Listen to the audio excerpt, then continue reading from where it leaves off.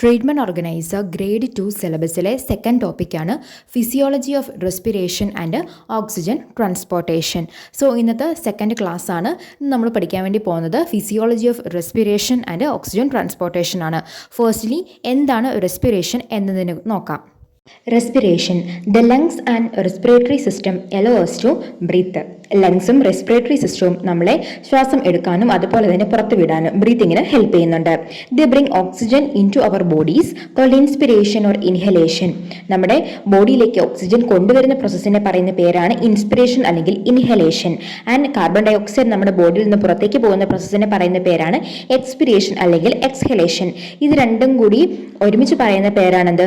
Respiration. This exchange of oxygen and carbon dioxide is called respiration. Next, functions of respiratory system.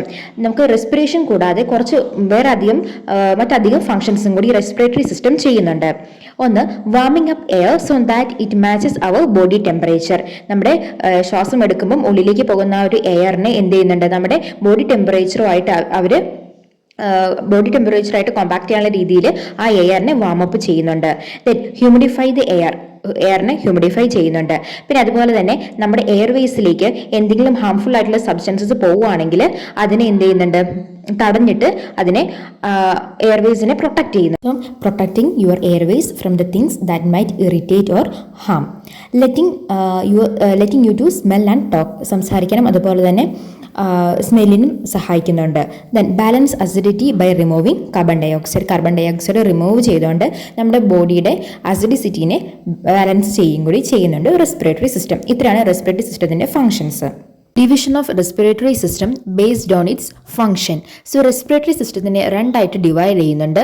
ഒന്ന് conducting സോണും അതുപോലെ തന്നെ respiratory സോണും. Functionally the respiratory system can be divided into a conducting zone and a respiratory zone. The conducting zone of the respiratory system includes the organs and structures not directly involved in gas exchange, nose to bronchi. The gas exchange occurs in the respiratory zone, bronchioles and alveoli. So conducting zone എന്ന് പറയുന്നത് നമ്മുടെ എയറിനെ conduct ചെയ്യുന്ന പാർട്സിനെ പറയുന്ന പേരാണ് conducting zones. Conducting zone തുടങ്ങുന്നത് nose മുതൽ bronchi വരെയാണ്.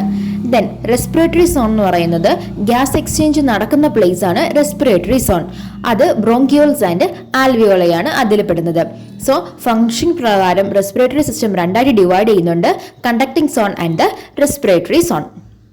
Next, structurally respiratory tract is divided into 2 main parts, upper respiratory tract and lower respiratory tract. Upper respiratory tract consists of nose, nasal cavity and pharynx. ഇനി lower respiratory system consists of larynx, tracheae, bronchi and lungs. Then types of respiration. രണ്ട് type ആണുള്ളത്, internal റെസ്പിറേഷനും external റെസ്പിറേഷനും.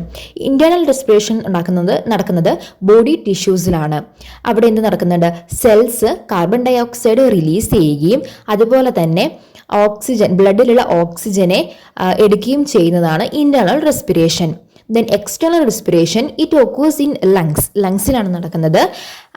And occurs when body takes in oxygen from the atmosphere and release carbon dioxide.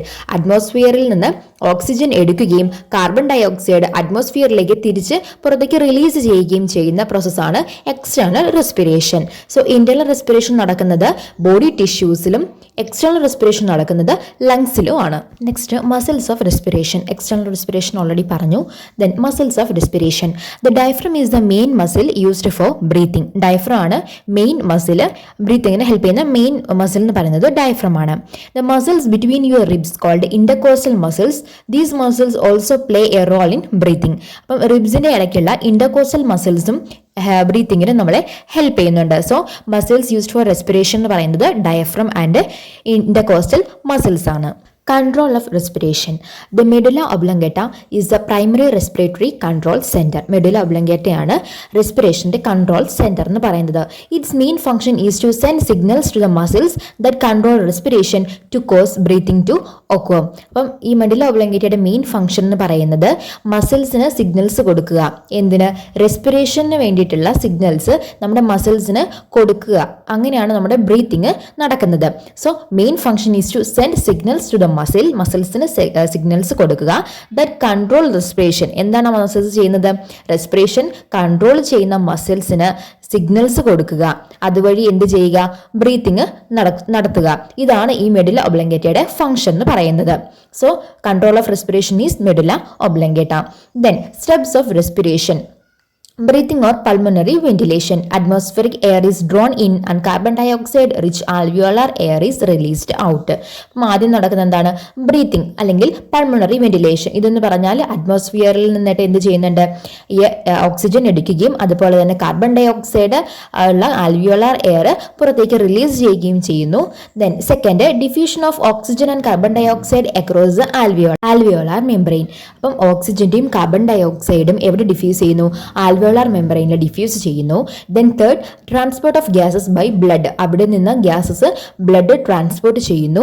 Diffusion of oxygen and carbon dioxide between the blood and tissues. ബ്ലഡും ടിഷ്യൂസും എന്ത് ചെയ്യുന്നു? Oxygen carbon dioxide diffusion അവിടെ നടക്കുന്നു.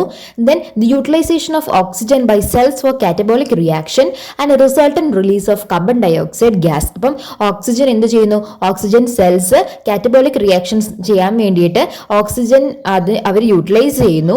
And അതുപോലെ തന്നെ waste product ആയിട്ടുള്ള carbon dioxide എന്ത് ചെയ്യുന്നു?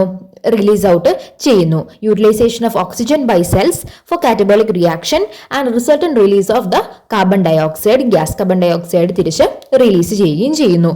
ഇത്രയാണ് റെസ്പിറേഷന്റെ സ്റ്റെപ്സ് എന്ന് പറയുന്നത്. ഫിസിയോളജി ഓഫ് റെസ്പിറേഷനിൽ നെക്സ്റ്റ് വരുന്ന ഇമ്പോർട്ടൻറ്റ് ടോപ്പിക്കാണ് respiratory volumes and capacity. Last year ഇതിൽ നിന്ന് ക്വസ്റ്റ്യൻസ് ഉണ്ടായിരുന്നു. സോ ഇത് കംപ്ലീറ്റ് ആയിട്ട് പഠിക്കുക. Inspiratory reserve volume IRV, additional volume of air a person can inspire by a forcible inspiration. Average 2500 മുതൽ 3000 വരെ. Then expiratory reserve volume ERV, additional volume of air a person can expire by a forcible expiration. Average 1000 മുതൽ 1100 ml വരെ. ഇത് complete ആയിട്ട് ഇങ്ങനെ തന്നെ പഠിക്കണം. ഇങ്ങനെ തന്നെ NCERT ടെക്സ്റ്റ് ബുക്കിൽ കൊടുത്തിരിക്കുന്ന അതുപോലെ തന്നെയായിരുന്നു ക്വസ്റ്റ്യൻസ് ഉണ്ടായിരുന്നത്. സോ ഇത് ബൈഹാർട്ടാക്കി പഠിക്കുക. Next, residual volume RV, volume of air remaining in lungs even after a forcible expiration. ഒരു ഫോസിബിൾ എക്സ്പിരേഷന് ശേഷവും ലങ്സിൽ റിമെയിൻ ചെയ്തിരിക്കുന്ന വോളിയം ഓഫ് എയർ അതിനെ പറയുന്നതാണ് residual volume. This average is 1100 ml to 1200 ml. Next, inspiratory capacity IC, total volume of air a person can inspire after normal expiration. ഒരു normal എക്സ്പിരേഷന് ശേഷം എത്രത്തോളം വോളിയം ഓഫ് എയർ ഒരു പേഴ്സണ് inspire ചെയ്യാൻ വേണ്ടി പറ്റുമോ അതിൻ്റെയാണ് നമ്മൾ ഇൻസ്പിറേറ്ററി കപ്പാസിറ്റി എന്ന് പറയുന്നത്. These include tidal volume and inspiratory reserve volume. Then expiratory capacity, total volume of air a person can expire after a normal inspiration.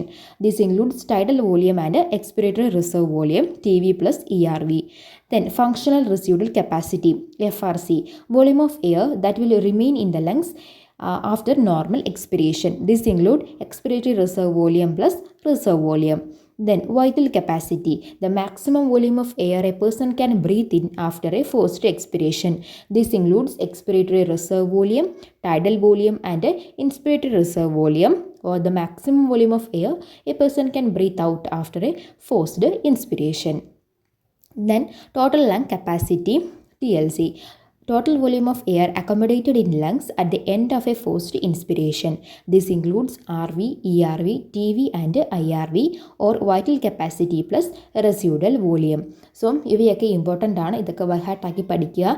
And അതുപോലെ തന്നെ ഇതിൻ്റെ ആവറേജസ്, ഓരോന്നിൻ്റെയും ആവറേജ് എത്ര മില്ലിലിറ്റേഴ്സാണ് ഉള്ളത് എന്ന കാര്യം കൂടി പഠിക്കുക. ദെൻ ഇൻസ്പിറേറ്ററി കപ്പാസിറ്റി എന്ന് പറയുന്നത് TV plus IRV, expiratory capacity എന്ന് പറയുന്നത് TV plus ERV. Then functional residual capacity എന്ന് പറയുന്നത് expiratory reserve volume plus residual volume. Then vital capacity എന്ന് പറയുന്നത് expiratory reserve volume, then tidal volume, IRV ഒക്കെ add ചെയ്തതും. അതുപോലെ തന്നെ ടോട്ടൽ ലങ് കപ്പാസിറ്റി എന്ന് പറയുന്നത് വൈറ്റൽ കപ്പാസിറ്റിയും റെസ്യൂഡൽ കപ്പാസിറ്റിയും ആഡ് ചെയ്തതാണെന്നും കൂടി ഓർത്ത് വെക്കുക.